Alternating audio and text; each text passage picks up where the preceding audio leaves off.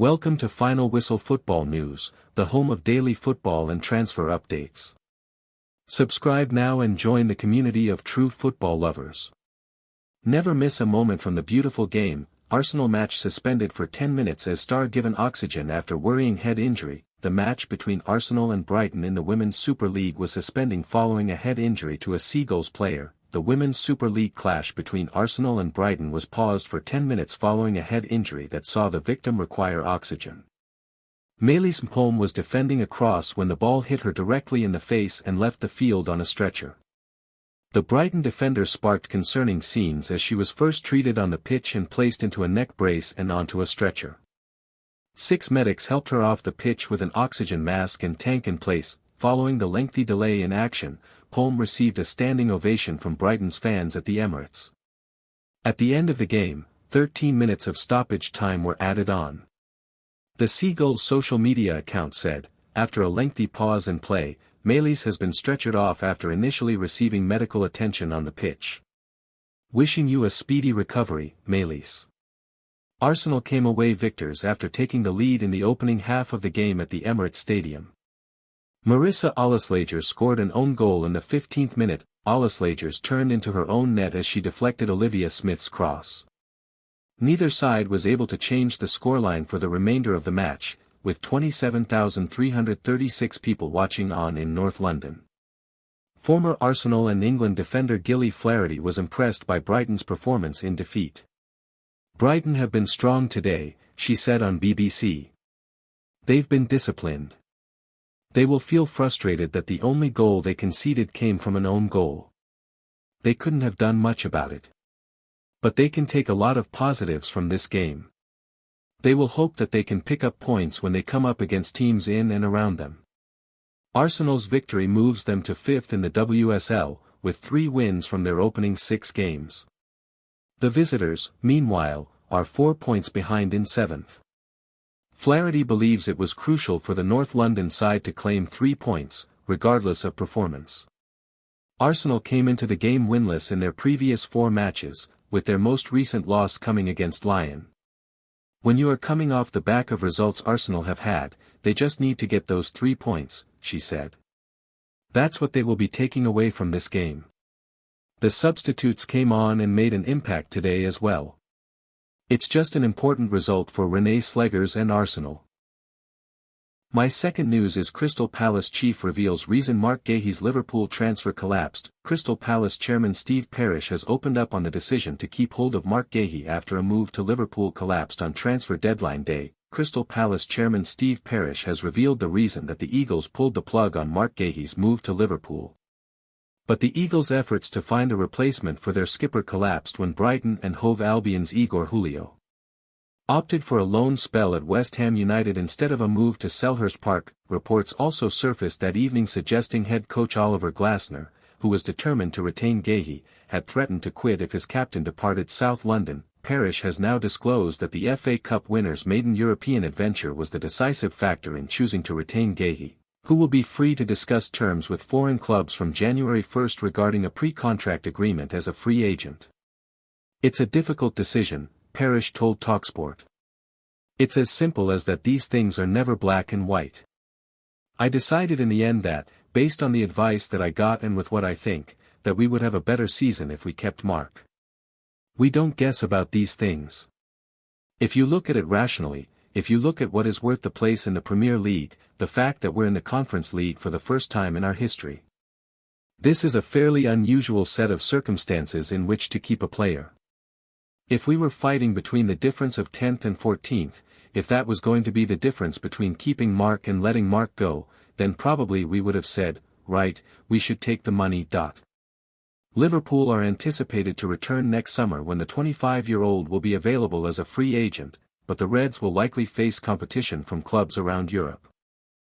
My third news is 2 players are giving Ruben Amorim exactly what he needs. It could transform Man United season. Manchester United latest with Mason Mount and Benjamin Sesko both finding form. Manchester United resumed their Premier League campaign at Anfield next week, buoyed by the 2-0 victory over Sunderland last time out. United are 10th in the table and will hope to find consistency to sustain a challenge for a top 6 spot in European football next season. To do that, they need key players to perform, and 2 United stars have hit their straps in recent weeks, offering Amorim an added dimension, competition and attacking threat. Mason Mount and Benjamin Sesko were the scorers against Sunderland and both look set to keep their places for the trip to Liverpool. Mount has suffered 2 injury-hit years since his arrival at Old Trafford, but Amorim has remained convinced that the England international has plenty to offer if fully fit. The 26-year-old played in one of the 2 number 10 roles against Sunderland and opened the scoring with a smart finish.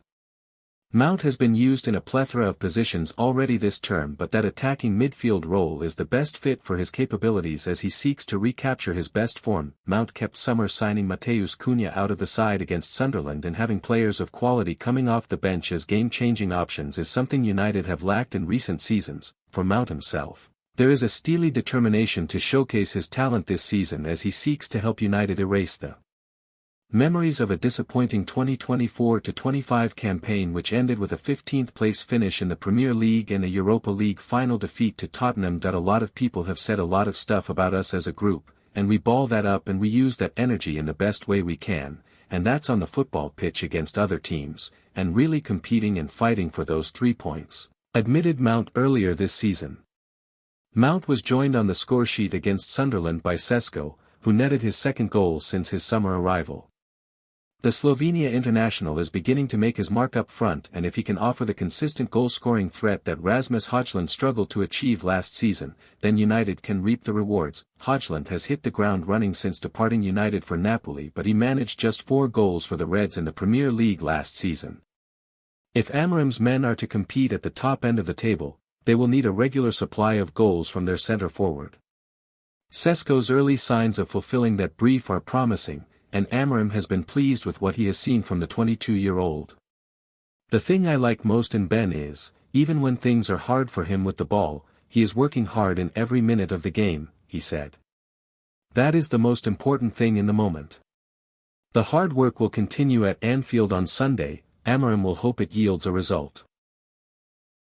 My last news is Liverpool stars house his leadership in 2-0 win on international duty. Liverpool star dominates again for Hungary in crucial win.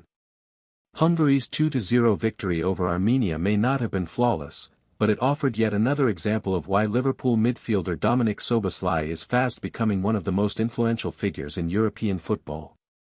At just 24, he captains his national team with an authority beyond his years, driving them to 2nd place in their World Cup qualifying group. Szoboszlai leads by example in key qualifier. Wearing the armband once more, Szoboszlai set the tempo on and off the ball. He was candid after the match when speaking to M4 Sport, acknowledging Hungary's slow start. We talked about being patient, we would have chances, and we did have chances. It didn't work out in the first half, but we managed to score goals in the second. What stood out was his tactical intelligence, as he broke down his role within an evolving front structure. I had to pay attention to the fact that if Daniel Lukacs and Zomber Gruber went somewhere, I had to move to the other position. The 3 of us played together like this for the first time, but we complemented each other quite well. That honesty mirrors the maturity that Liverpool supporters have already come to expect from their number 8. His leadership is no longer just anecdotal, it is tangible. Club staff rate him as a £100 million asset for a reason. Liverpool duo driving Hungary's momentum. Szoboszlai was rated 6 out of 10 by Nemzeti Sport, with praise for how his passing rhythm and pressing intensity sharpened after the interval, helping dismantle Armenia's low block. His influence went beyond individual moments, steering Hungary's overall direction. On the left flank, Milos Kerkez provided further encouragement for Liverpool fans. More active after the break, fighting for corners, read the verdict, after an opening period where the energetic play seen in the Premier League was missing. His aggressive overlapping mirrored how Arne Slot has deployed him at Anfield, with Szoboszlai drifting centrally to create overloads. Form building ahead of Liverpool return. These international minutes are more than routine duty, they are strategic development. With Arne Slot demanding fluid midfield rotations and high-tempo combinations, Szoboszlai and Kerkez are sharpening their understanding in real-time competition. Neil Mellor recently praised Szoboszlai's performance against Chelsea, even in defeat, and this latest outing only strengthens that case. Confidence, responsibility, and execution are aligning at the right moment. When he returns to Liverpool, he will not just be in rhythm, he will be carrying momentum. Hungary benefit from his leadership today, but Liverpool will reap the long-term rewards. Thanks for watching that. If you enjoyed the video, make sure to hit that like button, subscribe to Final Whistle Football News, and turn on notifications so you're always in the loop with